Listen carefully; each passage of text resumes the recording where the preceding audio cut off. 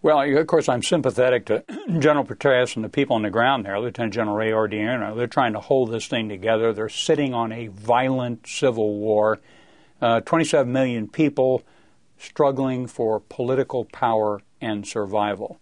The challenge is the U.S. Army, U.S. Marine Corps, Special Operations Units, U.S. Air Force lift assets are stretched beyond the breaking point. So we won't be able to sustain this national security option much longer.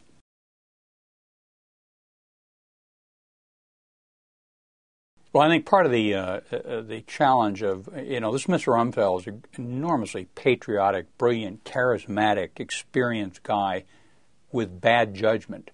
And so the notion that you can plunge into a giant Arab nation of violent hatreds and sort it out with tiny U.S. military forces without thinking through the consequences of your action are really appalling. Of course, it's 10 years or longer if we had the resources and the political will to commit to building a stabilized nation.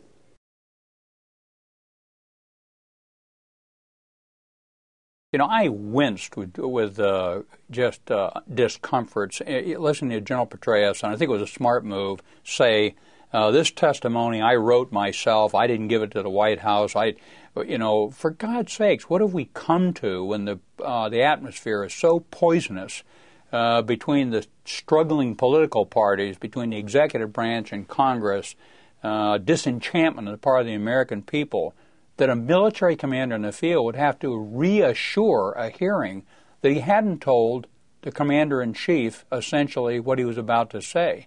So we've come a far piece. There's no confidence left, I don't think, about this war and the wisdom of executing it.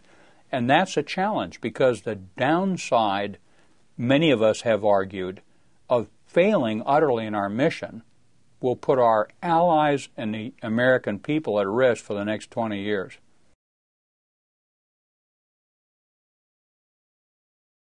The military as a tool to wreck somebody else's military force is pretty decent, and they can indeed conduct counterinsurgency operations. But what we've ended up is, our infantry company commanders using the so-called SERP funds, Commander's Emergency Reconstruction Program funds, they're the ones out rebuilding electrical grids and sewer systems and trying to stand up city councils.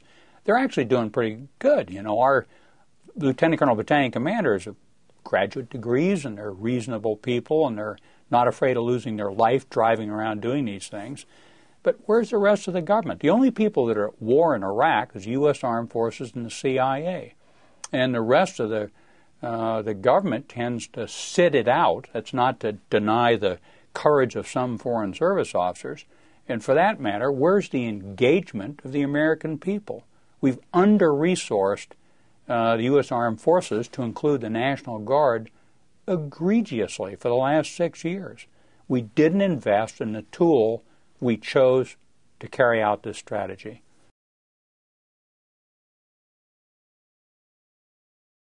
The U.S. Armed Forces, first of all, shouldn't be charged with political reconciliation or economic revitalization of the Iraqi oil industry. For God's sakes, countries fight wars, not armies. So when it comes to conducting military operations that are sensitive to the political economic context in which they're fighting, hard to imagine a better force. Everywhere they've been asked to go, the Balkans, Grenada, Vietnam for that matter, at the end of the day, many of us argued that my rifle company in combat didn't lose in Vietnam. The problem was we lacked national wisdom and political leadership. And the same things happened in Iraq. So I think the notion that, this is a new thing, Iraq is more like the Philippines in 1901 than it is some new form of warfare. Some of this is just silly.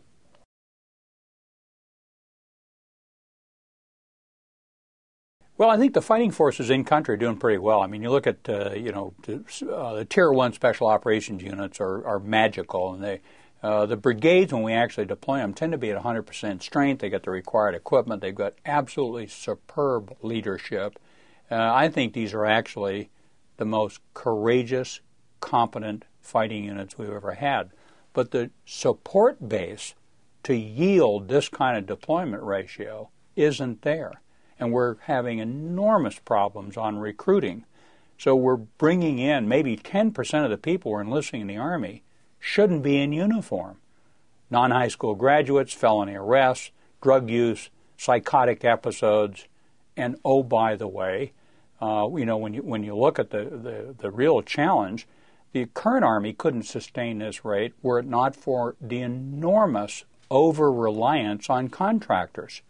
We have 124,000 contractors in Iraq, many of them armed, many of them fulfilling military functions, communications, logistics, etc.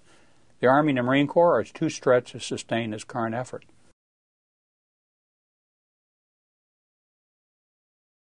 I think, first of all, we got the most powerful Navy and Air Force in the face of the earth, and they remain, their modernization program has been severely hampered, which we're going to pay for 15 years from now if we don't correct it. But the power of the Air Force and the Navy is unconstrained.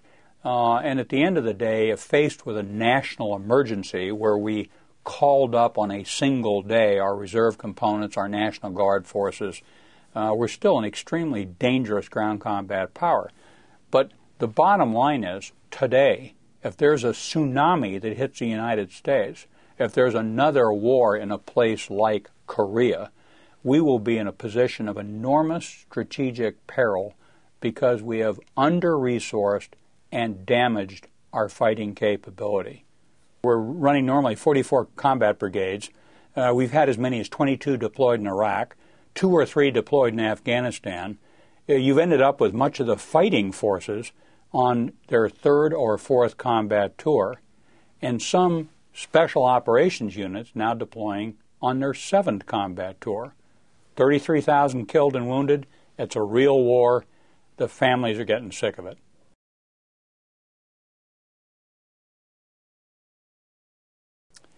Well, I think, one of the things we've got to do is go back and fix the National Guard. People aren't aware that when you look at this country of 300 million people and 11,000 police departments and tiny state police forces, 2,000, 3,000, 4,000 people, when there's an emergency in this country, the National Guard or the active military are the only people that can carry out large muscle movement operations. And the Guard doesn't have their equipment. We have to go back and fix that soon. It can't be a 15-year recovery effort. We've got to do this in 2 or 3 years. And I think in addition, we really have to take into account we're going to be out of Iraq in 2, 3 years. And unless the Iraqis turn this around, we're in endgame right now. The next president will pull the plug.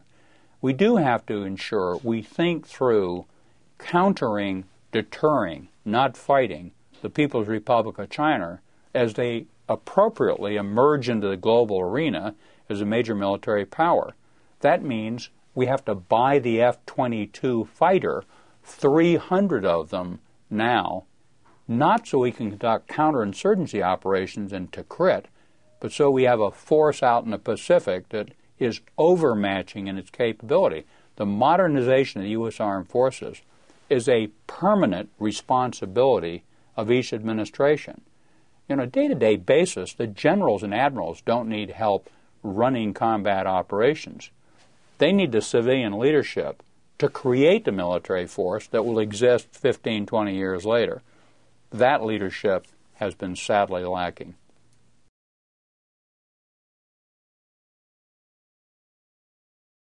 Well, I think we're always extremely reluctant. If you have a meeting in the Pentagon or in the White House National Security Council or in State Department and say, let's make a list of the 7 things we're most scared about in the coming decade, the list is published 24 hours later. It creates enormous problems. So we're not very good at creating analytical tools and following potential adversaries. A lot of them are obvious. On a given day, North Korea, with its 1 million-man army and 14,000 artillery pieces and armored vehicles, could miscalculate and be a problem. On a given day, we certainly need to deter, one would argue, the Arabs from moving against the Israelis, the People's Republic from moving against Taiwan. And certainly there's a continuing challenge in dealing with giant humanitarian disasters. Castro will die in the next 24 months, one would assume, and when he does, 24 months later, I've suggested we could have 500,000 Cubans looking not just for economic opportunity, but freedom. And when they do that, who's supposed to step in and handle this huge humanitarian challenge? It's got to be the U.S. Armed Forces. So again, we don't have to pick the next fight now to understand the permanent requirement we have to create capacity to serve the defense interests of the American people. And that ranges from humanitarian operations all up to high-intensity combat. That's our responsibility.